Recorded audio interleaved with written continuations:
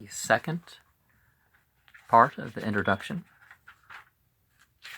is world's greatest spiritual force. Object to bring humanity to perfection. The Holy Qur'an claims to be the greatest spiritual force, which is ultimately destined to bring the whole of humanity to perfection. Anyone who will simply cast a glance at its opening and closing verses will not fail to see this.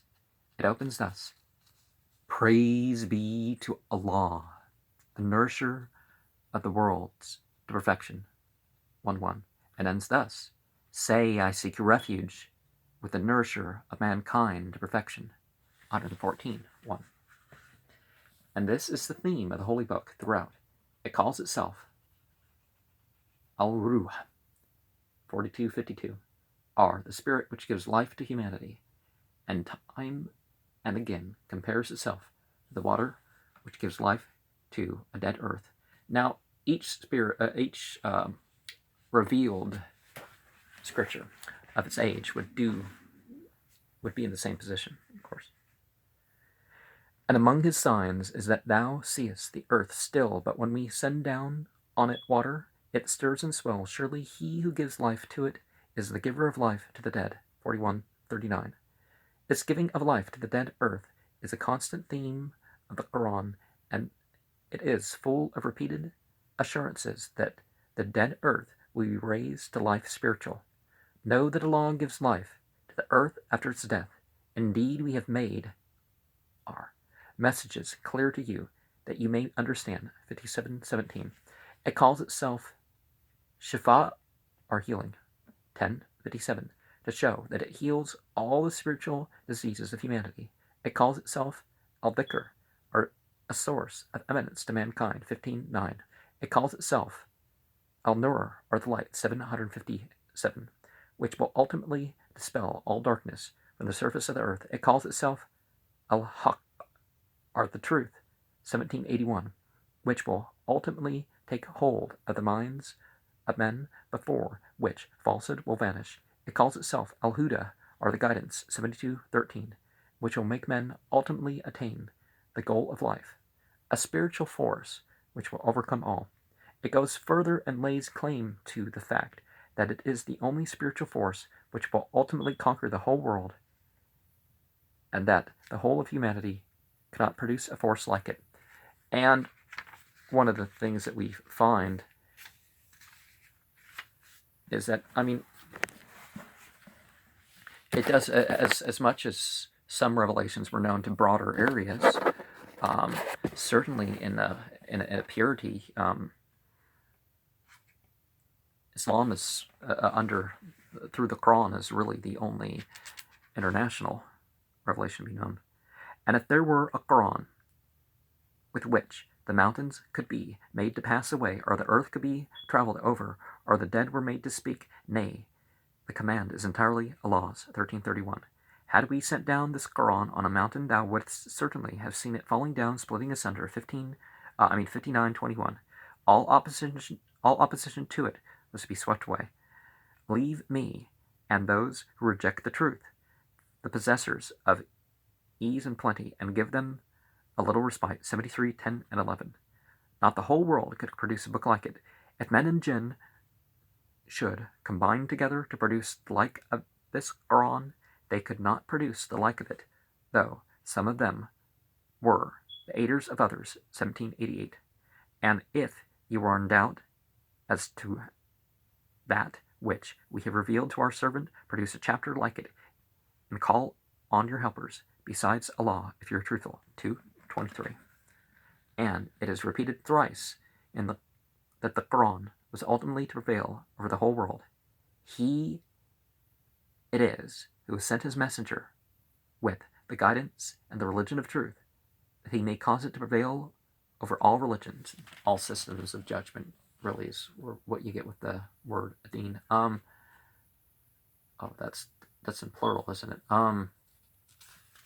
Okay, well, whatever the form is. 61:9, 48:28, 9:33. Unparalleled transformation wrought by the Qur'an. In fact, the transformation wrought by the Holy Qur'an is unparalleled in the history of the world.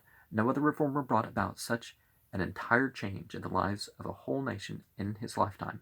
The Quran found that Arabs, worshippers of idols, stones, trees, heaps of sand, and yet within less than a quarter of a century the worship of the one God ruled the whole country, idolatry being wiped out from one end to the other. It swept away all superstitions and gave in their place the most rational religion that the world could imagine. The Arab, who prided himself in his ignorance, had, as if by a magician's wand, become the lover of knowledge, drinking deep at every fountain of learning to which he could get access. This was the direct effect of the teachings of the Qur'an, which not only appealed to reason ever and anon, but declared man's thirst for knowledge to be insatiable, when it directed the Prophet himself to pray, O my Lord, increase me in knowledge. 20:114. Not only had the Qur'an swept away the deep vices and barefaced immorality of the Arab, it had also inspired him with a burning desire for the best and noblest deeds in the service of humanity.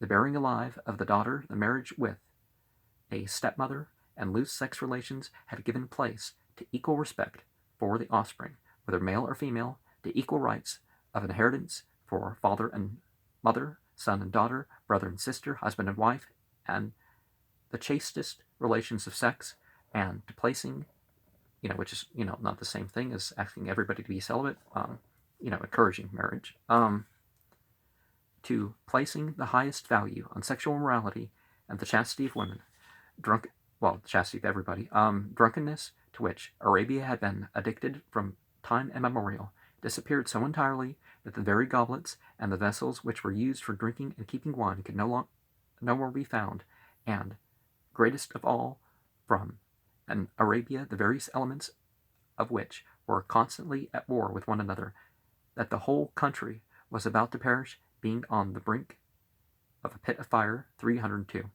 As the Quran so beautifully and so tersely puts it, from an Arabia full of these jarring and warring elements, the Quran welded together a united nation, full of life and vigor, before whose onward march the greatest kingdoms of the world crumbled, as they were but toys before the reality of the new faith.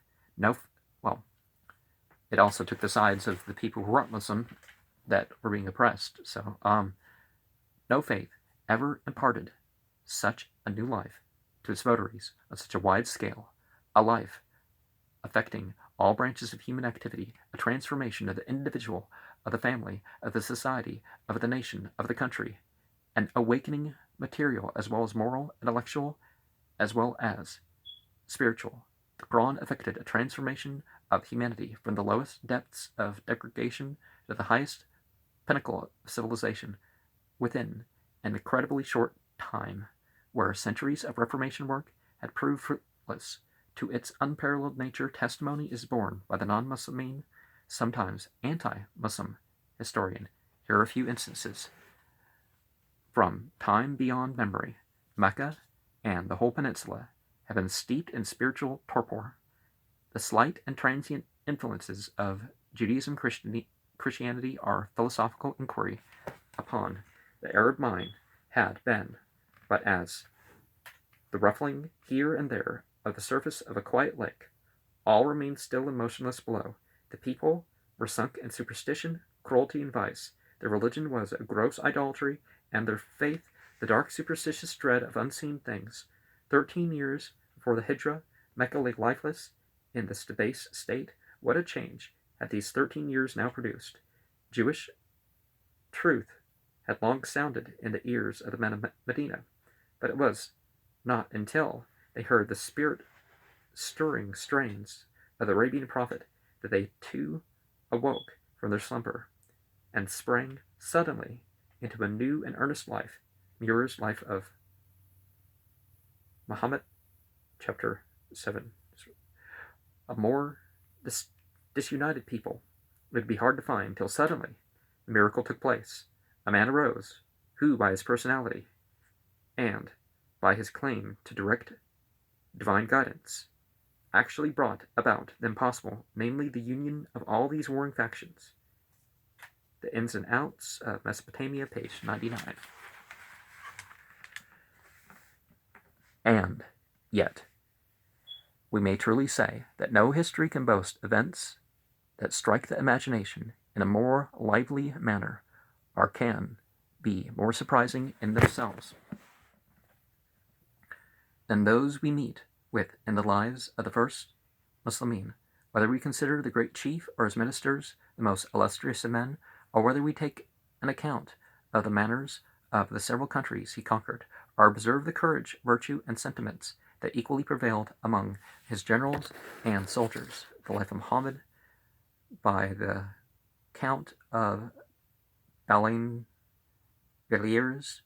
English translation, page 5, that the best of Arab writers has never succeeded in producing anything equal in merit to the Qur'an itself is not surprising. Palmer's introduction to the English translation of the Qur'an, page 4.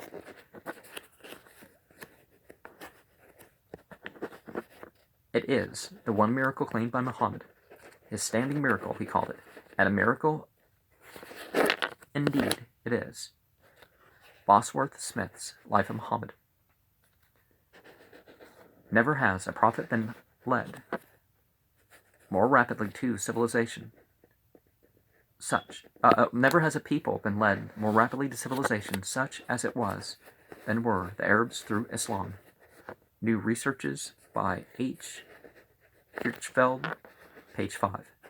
The Quran is unapproachable as regards convincing power, eloquence, and even composition. Same source, page 8. And to it was also indirectly due the marvelous development of all branches of science in the Muslim world. Same source, page 9.